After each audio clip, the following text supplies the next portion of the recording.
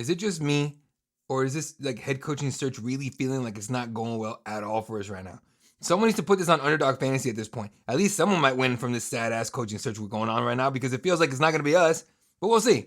Maybe Monty's going to surprise us, because we know Bidwell's not going to at all. Welcome back to Cardinals Daily. I'm Eddie Law, and I got you when it comes to Cardinals news, talk, reports, everything. Thank you to Underdog Fantasy for sponsoring this video. Scan that QR code and use code word footballfat, all one word, and get in on these playoff games already, all right? I'm on there. It's been a blast so far. Get on there. Join me on there, all right? Let's have some fun. If you're already part of the squad, appreciate you for riding with us since day one. And if you're new here, smash that sub button. It really helps out the channel. And the more we grow, hey, the better content we can bring you guys every single day. Again, huge shout out to Underdog Fantasy. Bergen. There's a name putting out here for head coach that no one had really thought about. Sports head here in the Phoenix area at Arizona Sports 98.7, Dan Bickley made a really good point. Not something that really I believe is going to happen at all, but I think something we need to kick the tires on just to see what happens. All right? And I'm talking about calling up Kenny Dillingham, Arizona State head coach, one of the fastest rising names in football, in college football, certainly. Here's the detail that changes the entire conversation, because a lot of people are going to be like, why would you call him? Why would you call him? The guy is a legitimate Arizona Cardinal fan from young age, right? He's already said it before that growing up, when he had his first car, that vanity plate on that car said Cards for LLF. So it's Cards for Life, right? Cards for Life. All right. And now that the Cardinals have a head coaching vacancy, that leads to one of the most obvious, kind of dumb to even bother thinking about questions. Should we make that call? Should we call up Kenny Dillingham? Or is that bad form? Is it a breach of hometown etiquette? Because let's be real, right? Hiring the head coach of Arizona State to coach the NFL team in the same city is a weird conversation to have and a weird thought for anybody to even bring up. But neither is the situation the Cardinals are in right now. It's not normal, right? Here's what I'm saying. Here's what I think we need to do when it comes to this, right? Because we need more than just a coach. We need a lot of things, clearly, quite obviously, right? But we don't need just a coach that can coach. We need a coach that brings direction, that brings fire, leadership, hype, energy, something. No, not something, all of that, right? We can't just have the same howdy-doody BS every single time, right? We need a leader who doesn't look like the Cardinals are a stepping stone to a rehab project. We need someone who understands that the franchise has been stale, it's been garbage. There's been good times, there's been bad times, and there's been ugly times, which we're in the middle of right now. Ken Dillingham seems to be that kind of dude. He's from here. He knows the people. He knows the vibe. He knows the valley. And I'm telling you right now, that means something, right? And look, I get the first pushback, right? And a lot of people are going to be bringing this up because right now we're looking for someone with like head coaching or NFL head coaching experience for sure. Everyone's like, come on, man, he's 35. He looks like he could storm the field with the students. Sure, 100%, right? The perception, because he's a young guy, it doesn't really help in terms of that part of the deal, right? The experience factor. But football's changing, right? H isn't disqualified anymore. Sean McVay was 30 when the Rams hired him. Mike McDonald was 36 when the Seahawks hired him. Kyle Shanahan was 37 when the Niners got him. So let's not pretend like 35 means a damn thing anymore, right? Sometimes it just means that you can connect with the players so much better that they actually listen to your coaching and you can actually lead these guys, right? Dillingham is that one thing you can't teach, right? He has force of personality, right? He's got confidence. He's got, room-changing presence, right? He's got that future star energy in the coaching circles. Something we definitely need to keep an eye on. Now, here's a bigger question, and that I'm wondering: would he even listen? By all accounts, he loves his job at Arizona State. He loves ASU football, right? He's building something there, and he just signed an extension. But think about what's going on with college football right now. It is in chaos. It's in NIL chaos. It's in booster chaos. It's in donor chaos. It's in recruiting. At this point, recruiting is like free agency, right? They're not even recruiting 18-year-olds anymore. They're basically going straight to transfer portal because all these guys are way more experienced than the young guys coming out of high school. So he's having issues with that because with transfers, you need money, plain and simple, right? Kenny made it clear right after signing the extension. Came out in front of all these cameras and kind of embarrassingly, said, started pleading for somebody, in the Arizona community to write a $20 million check for Arizona State and help him out, right? That's what college football is. It's all about how much money you got. It's not really about whether you have a good recruiter anymore. It's how much can you offer, and is the opportunity there for a player to come in and take advantage of that money and still get themselves, looked at for the NFL. Dillingham knows elite level funding it's always going to be an uphill battle at Arizona State. Any Arizona school, by the way, but definitely Arizona State, in terms of people that graduate from there and they go off to make money, don't really ever come back to help out. All right, ASU will never operate like a football obsessed monster, right? Like those teams in the SEC or the Big Ten or even some of the bigger programs in the Big 12, like Indiana and all that, right? That's just the reality of it all. Even if Kenny loves ASU, though, right? He's smart enough to understand the ceiling, right? What happens if the Cardinals come calling, right? Might be the kind of opportunity he can't ignore, especially not just because it's the NFL, because it's his hometown NFL team, right? His family is here, his roots are here, his history is here. He likes it here. Supposedly, he still has the same license plate on his truck. So I think he'd listen, right? Maybe he doesn't respond to messages, right? Maybe he stays quiet publicly and all that. But there was that flirtation with Michigan that a lot of people said like the job was his to take and he just didn't take it, which is still wild to me. But hey, that's how loyal he is. So I think he listens. So do you make the call? Or do you respect Arizona State's territory? And I get it, right? I understand why people feel weird about it. Because Arizona is one of those places where college football is, I don't even call it sacred, but in the cities themselves, like Tempe for Arizona State, Tucson for U of A, Flagstaff for NAU, or Northern Arizona University, it's sacred for them there, right? Maybe not in the entire state because we don't have just one college football team, but overall, right? You don't want to be the NFL team that looks like it's kicking sand in Arizona State's face, I'm sure, right? But here's where I come from it with it. It's business, brutal business, true. Football is ruthless, people, not just on the field, but off of it. And nobody respects etiquette when you're trying to win. What's the word? If you're cheating, you ain't trying. I mean, look what Robert Kraft is doing. Look what all these other teams are doing, right? I'll put it this way. If the Cardinals are trying to poach, or we're trying to poach Curt Cignetti from Indiana, you and I would be freaking out. We'd be like, hell yeah, hire him right now. And then trade up for the number one pick. I don't care what it costs. Go get his guy. We'd be ecstatic about it.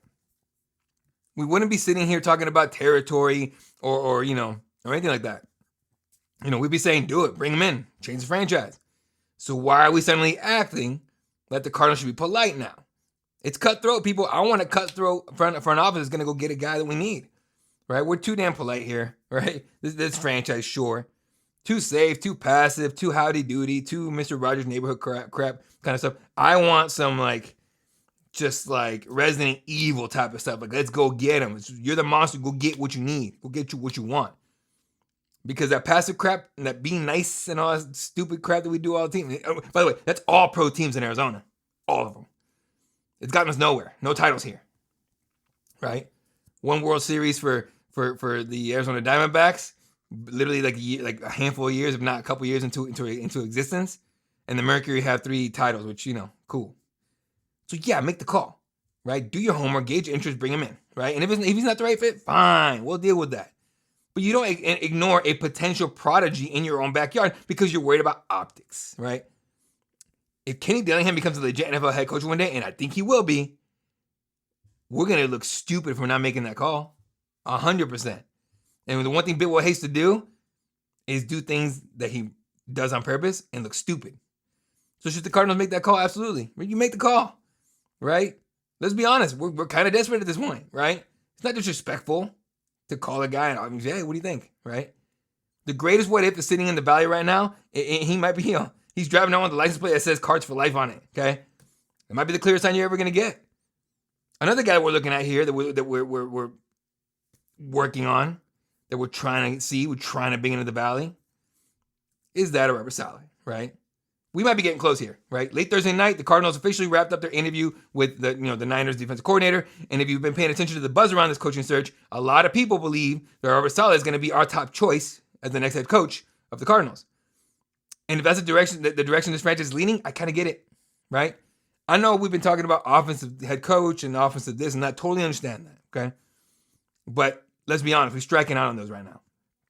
And we're not even looking at the best ones. We're really not. We're looking at coordinators. We didn't even look at Kevin Stefanski. We didn't even look at Mike McDaniels. Nothing like that, okay? We're looking... Look, guys, this is going to be a reset button. Higher. We're gonna have a brand new identity with whoever comes in. Let's be real about that, okay? We need someone who can walk into this building and instantly raise that stand or raise the bar. Like, you must be, make everyone... Like, a guy that's going to inspire everybody, not just make them, but inspire them to show up to work early. Put in hard work between players and staff, by the way, right? And really, really put in on this thing to try and actually win. He's that kind of guy that gets guys to run through walls for him, right? He's not Dan Campbell. He's not Mike Vrabel, right? But he brings that kind of energy. That's what we've been starving for. We've been starving for the defensive structure, the defensive discipline, the toughness, right? Now, there's one twist that might be the wrench in this whole thing because we know how Michael Bidwill is, okay? And historically, how our GMs have been. NFL Network's Mike Garofalo said that one of Saleh's demands in his next job is he wants to call the defense. And I'll tell you what, let him do it. Why the hell wouldn't you? Okay? Some fans are going to be like, I don't want him to call, why would he call plays? He's a head coach and all that. It's not too much on his plate. I get the concern, but here's why he's making the request. Garofalo said that when Saleh was a head coach of the New York Jets, he felt disconnected from the unit because he wasn't the play caller on defense, right? He felt like it was a mistake, right? If you think about it, look, he's right. It's not just a random personal preference. It's not, I need control. It's not ego, nothing like that, right? He just knows what he's good at. He knows what he's elite at. He knows what makes him a top choice for head coach, right? Saleh's not just a leader of men kind of coach, right? He's not just a motivator. He certainly is those things, but not just that. He's a defensive architect. If you're hiring him, damn it, hire him for what he can do on that side of the ball. Let him do it. That's how you, like, you bring this guy in to be a head coach and you give the keys of the defense to somebody else, are we just going to keep repeating the same damn mistake over and over again? Because that's what we did last time with Johnny Gannon. Johnny was supposed to be some kind of defensive guru kind of guy, right? Gave the keys to Nick Rallis. We ate it. Obviously. If you need proof that Saleh can change the defense fast, like quick, look what happened in San Fran. He took over that defense in 2024. Jeez, I can't talk today. He took over that defense. It was 29th in scoring defense.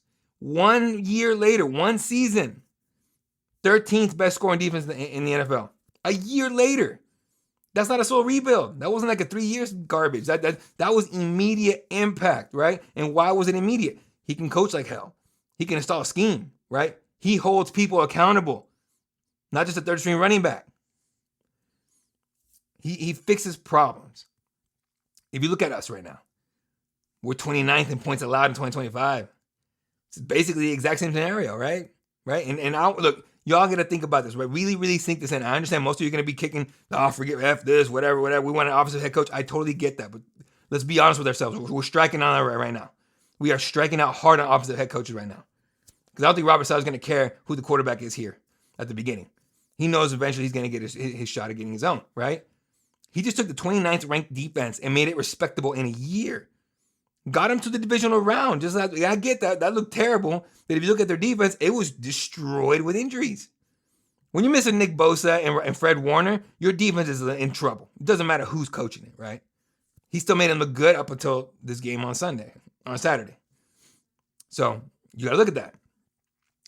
Now, the defense wasn't always horrible, right? They put in effort for the most part, right? They'd had moments and everything, and we actually have some talented pieces on this defense, right? There's definitely guys on this team that can absolutely ball out. They can flash, they can hit, they can cover. But the second half of the season, the injuries, the wheels fall off because of it, right? Derailed the entire structure of this defense. It looked like a shell of itself. Quite obviously, I think you could agree with that. So what does Saleh bring here, right? He brings a defense that travels, a system that holds up, a system that, or something that we have never had, really. Not never, but haven't had since BA. Vision and an actual freaking plan of how we're going to get better. Saleh doesn't coach like he has 11 guys out there hoping for a miracle. Like, get out there, guys, and do something. No, he doesn't do that. His defenses are historically aggressive and disciplined and physical. And that's all three things that we're missing and all three things that we want in the Valley, right?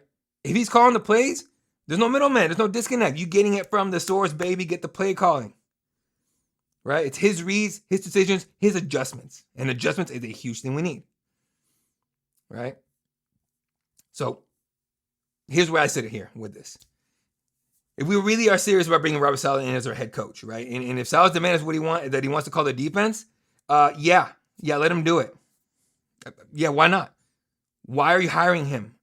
Because he's good at defense, right? Put him in there. That's the selling point. That's the upgrade. If he can take the 29th ranked defense and turning into the 13th best in San Fran, he could absolutely do it here, right? Make it something we're proud of again. Hard hitting, fast, nasty, accurate, crazy, speedy. Let me know what you guys think. Do you want Robert Saleh as head coach? Look, if he gets hired, right, do you want him calling defense? Because I'll say it right now. If he's the guy, yay, bro. Get in the Lambo. Maybe not a Lambo. Let's get in the, what would you call the Cardinals right now? Not a Lambo. You call it, man. Some of you car guys, give me your comparisons, right? But I'll put it as a Dodge TRX, if you guys have seen a giant truck. Cardinals are a Dodge TRX, a T-Rex, okay? Give him the keys. Let him drive that thing. Let's go. Let's go. And of course, let's go on Underdog Fantasy, people. Football players are here, and Underdog is the best place to get on all the gridiron action. Playing on Underdog is ridiculously easy. So easy. I've been doing it the entire time now. Just pick your favorite players, where they're gonna go, whether they're gonna go higher or lower on stats, right? We're talking touchdowns, rushing yards, catch yard, receptions, all kind of stuff, right? Get them right, and you can win up to 5,000 times your cash. It's conference title time, people. 2 games, 2 winners. Two of those teams are going to head off to the big game in San Fran, right? Anybody watch that Broncos-Bills game? Did they get that one play right, the interception play call? Or was that actually a call or a catch? And the refs, mostly New York, right, the NFL, kind of, sort of, definitely turn a blind eye to it because they'd rather have Denver move on. Regardless, look, we got the Broncos, we got the Patriots. Give me Drake May to go higher than his 265 yards per game, and Jarrett Stidham to go lower than his 190 yards. With Bo Nix out for the season and that New England defense looking scary as hell, it's looking like it's going to be a tough night for the Broncos. So what are you waiting for? Download that app today. Use promo code FOOTBALLFAN, all one word, to score $75 in bonus entries when you play your first $5, folks. That is Underdog Fantasy. Promo code FOOTBALLFAN, all one word. Underdog. Make picks. Win money. Must be 18 plus. 19 plus in Alabama and Nebraska. 19 plus in Colorado for some games. 21 plus in Arizona, Massachusetts, and Virginia. And present in a state where Underdog Fantasy operates. Terms apply. See assets.underdogfantasy.com/play and get terms DFSTML for details. Offer not valid in Maryland, Michigan, New Jersey, New York, Ohio, and Pennsylvania. Concerned with your play? Call 1-800-GAMBLER or visit www.ncpgambling.org. In New York, call the 24/7 Hope line at 1-878 or text from 467-369. Cardinals fans, Bird Gang. We got some needs on this team. We got some big, big needs, right? Not one, not two, a ton of them, right? Like, I mean, I'm coming. I've been talking to you guys' ears off about it all season long, right? We're talking about a franchise that, sure, looking for a head coach, right? And as soon as that happens, you know what's next, right? A brand new staff, philosophies, identity, and probably a completely different vision for this roster. And it's not just coaching. We're looking at personnel too. We're looking at, a new starting running back more than likely, depending on what James Conner's going to do, how good he looks, whatever. We need a linebacker. We need an edge rusher. Damn sure need a lineman or 2 or 3 or 4. Maybe even a corner, who knows? But the biggest question hovering over this entire offseason, what happens at quarterback? Because we don't even have clarity inside the current room right now. Does Kyler Murray return? And if he does he slide right back in the starting job like nothing happened? Or does he become like a real legitimate competition? Jacoby Brissett has 1 year left on his contract. He's going to be here. If the Cardinals have a new head coach coming in, Brissett is like the kind of quarterback who, some coaches love. Right? He's steady, he's reliable, he's smart, he really definitely low drama, right? Barely ever says words. I didn't know he could talk until a handful of weeks ago. Then you got, whatever, scrub quarterbacks are available in free agency, because you never really get a good one in free agency whatsoever, right? So we got to decide. Are we going to build around Kyler? Are we preparing to move on? Are we trying to create competition, right? Let the best man win kind of deal? It gets even more interesting when you look at the draft ammo, okay? We have the number 3 overall, right? 34th overall, so the second rounder. 65th overall, in the third rounder. 104 is in round 4. 141 is round 5, and then a bunch of picks later on, of course. All right. So we are just sitting here hoping a quarterback falls into our lap, right? We have the kind of draft capital where we can kind of see, all right, they're available. We can move up, move down, whatever. And the talk is, if you're going to go to the quarterback number 3, there's really only one name that really fits the value, right? Fernando Mendoza. Now, he's ranked go anywhere from 1st overall to 9th. He ain't going past the Raiders, let's be honest about that, okay? And there's a world where if he's sitting right there when Arizona's on the clock at number 3, we would probably still grab him. But we would grab Mendoza, right? Unlikely that happens. So we're talking about Ty Simpson, right? Garrett Newsmeyer, who's the guy from LSU I've been talking about for weeks now. Carson Beck from Miami. Ty Simpson's from Alabama, by the way. And then you get to one of the most fascinating wild cards in the entire draft class. And the story is wild. Okay, but I'm talking about Ole Miss, Trinidad Chambliss. Here's the thing. This isn't some nice story quarterback, right? He's He's an exciting athlete. He's electric. He's the type of player who could change a game in one drive. And he proved that in one season at D1, or one or two, I can't remember. But he transfers in, starts as the backup, thrown into the fire when the starter goes down. And then his first start, 415 passing yards and 3 tutties. Bro. And I get it's college, but damn, that's a statement, isn't it? Right? Ole Miss makes a playoff run, right? They beat Tulane, they beat Georgia, lose a heartbreaker to Miami in the semifinal. And now suddenly the entire country's watching this guy going, who's this dude? Then you look at the season production, right? Nearly 4,000 passing yards, 22 touchdowns, only 3 picks, 66% completion percentage, plus another 500 rushing yards and 8 rushing scores. That's legit. That is legit. Now, here's the thing about it. This is what's going to give us a headache here. He doesn't want to go to the NFL. Not yet, anyway, right? He's 23, yes, but he's doing everything he can to stay in college another year. And not just thinking about it, he actually filed a lawsuit challenging the NCAA decision that denied him another year of eligibility. That is massive because if he stays in school, he's basically betting on himself, saying, "I'm not gonna be a round 3 pick. No way. I'm going to improve my stock." And I get it. Honestly, I would not be mad at him if that's what he did, right? If he's able to get that year of eligibility. Right now, as it stands, more than likely he comes out, right? NCAA is not great at listening to appeals due to lawsuits, right? And lawsuits, who knows how it's going right now with the NIL and everything, whether he's going to get it in his favor or not. I don't think it will, but who knows? Maybe he'll get another year, right? If he comes out right now, I'm thinking between round 3 and 5. So like day 2, day 3, right? He goes back to Ole Miss and lights it up again. He might, betting on himself, he might skyrocket up to the first round, right? With the NIL money exploding, he can make good money while he's doing that there. Like really good money. Like, well, there's no real reason to come out yet, right? So it becomes a double win for him financially. Now, if he doesn't do the draft or stay in the draft, right, we could realistically, I think, get him late round 2, maybe round 3, maybe round 4 if someone else doesn't come in and snatch him from us, right? If Kyler's still on the roster, and Jacoby's still on the roster, right, Chambers wouldn't have to play right away, right? He could sit and learn, get that veteran experience more from Jacoby than Kyler, to be honest with you. I don't want him hanging out with Kyler ever. Go hang out with Jacoby, who's a pro's pro, right? He could develop without actual pressure. And that's a perfect setup for a high upside quarterback who might not be fully ready, right? That's how you get the next steal. You find the value later in the draft. That's how you end up with a guy everyone talks about years later saying, how did he go that late? How did no one else see him? We've seen this movie before, people. I'm not comparing him to these guys. I'm just giving you examples. Joe Montana, Tom Brady, even undrafted guys like Kurt Warner, who was a Cardinal at one point. I'm not saying Chambers is absolutely that guy. What I'm saying is he has the kind of game that makes you believe it's possible. So here's where we're at. What do we need? Coaching, defense, running back, edge, corner, everything. But clearly the most important position on the field is quarterback, right? That's the decision that changes entire organizations. And Trinidad might be one of the most exciting options that we could get at the perfect value, and he's not going to be rushed to play. Now, he might not even want to be drafted, so the question becomes, if he's on the board when Arizona's picking at 3 and 4, do we take a swing or do we pass, right? And risk him becoming the star somewhere else. We passed up Patrick Mahomes, so did everybody else, right? And look what he did. That's the kind of mistake the Cardinals can't afford to do anymore. Plain and simple. We cannot not do our due diligence on everything and everybody. We have done so little to try and improve this franchise in the last handful of years that it's the reason why we're in the basement of the NFL, right? Just barely above the Jets. It's what it is, people. We got to do something. All right, folks. Make sure you hit me up on my personal social. I already connected with a couple of you over at Elaw32 on X and Elaw52 on Instagram. And of course, I can get this thing to pop up for y'all because, technology is wonderful. The good old Cardinals Daily 1.